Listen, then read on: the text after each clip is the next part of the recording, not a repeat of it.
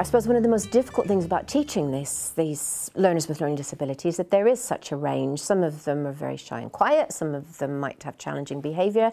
The great thing about Sara is that she doesn't see the disability, she sees through it. She sees what a person can do, and she just brings out the best. I find working through the arts a really good way to kind of develop communication skills. So using music, song, dance, drawing, painting, even cooking. A lot of the learners when they start here are maybe not used to kind of an adult learning environment. They've come maybe from special school.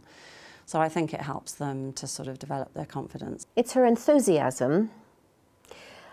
But even more than that, because I think that her enthusiasm probably goes across everything she does in her entire life.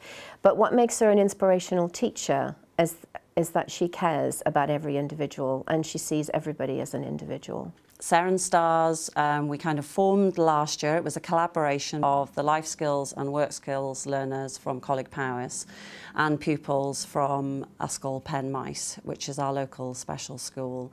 They all work together at Tutor on a Friday morning to work towards our performance, which is a musical medley this year. I think it's probably the highlight of our year, and it's what all the students love. And then in the next year, when it was offered to the students at Penmaes, everybody wanted to be on the performance project. So it works really well. Congratulations, Sara. I'm really happy for you. You really deserve this. You're a fantastic teacher.